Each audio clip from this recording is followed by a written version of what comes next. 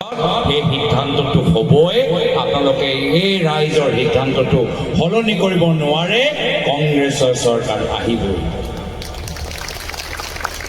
10 ছেপ্টেম্বৰ বহুত কৈ আছিলে, মনত আছেনে নাই? আছেনে নাই? 10 ছেপ্টেম্বৰ ময়ো চাইছোঁ 10 ছেপ্টেম্বৰ কি হ'ব।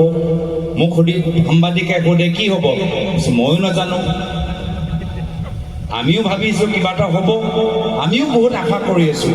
আমিও বিৰোধী দল হিচাপে আমিও খুব আশা কৰিছোঁ কিনো বম ফুটাই 10 ছেপ্টেম্বৰ ৰাতিলৈকে মই ৰৈ আছোঁ। তাৰপিছত বমটো মই শুনা নাই, কিবা ফুচ ক'বা খাবা ওলাই গ'ল, কিবা মই শব্দটো শুনিলোঁ, বমটো বোমাটো মই শুনা নাপালোঁ মই।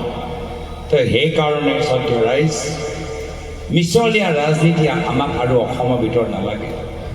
ফ্লপ মুখ্যমন্ত্ৰী যিগৰাকী চিকিৎসা আৰু শিক্ষা বিভাগত অসমখন ভাৰতৰ শীৰ্ষ 5টা ৰাজ্যৰ পৰা অন্তিম 5টা ৰাজ্যলৈ লৈ গ'ল, এনেদৰে ফ্লপ মুখ্যমন্ত্ৰী আমাক অসমত নালাগে। তেওঁ যথেষ্ট ধন সম্পত্তি কৰিলে, বাগান ৰিজৰ্ট খুলিলে, অলপ আৰামত থাকক। তেওঁলোকে ৰাইজক সেৱা কৰিবলৈ অহা নাই। ৰাইজে আজিৰ তাৰিখত ৰজা নহয়, ৰাইজে সেৱক বিচাৰিছে।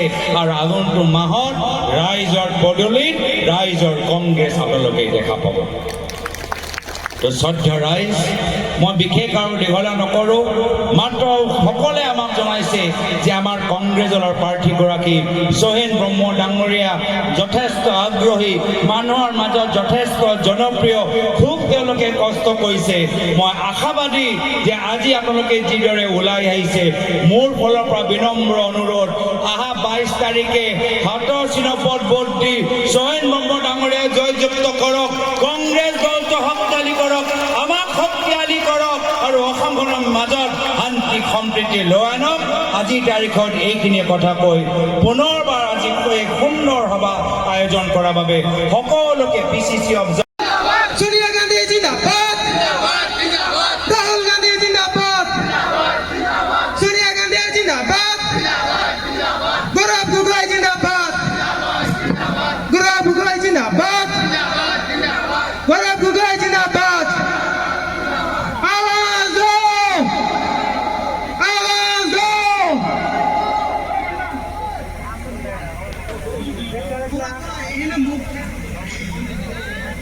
দেনা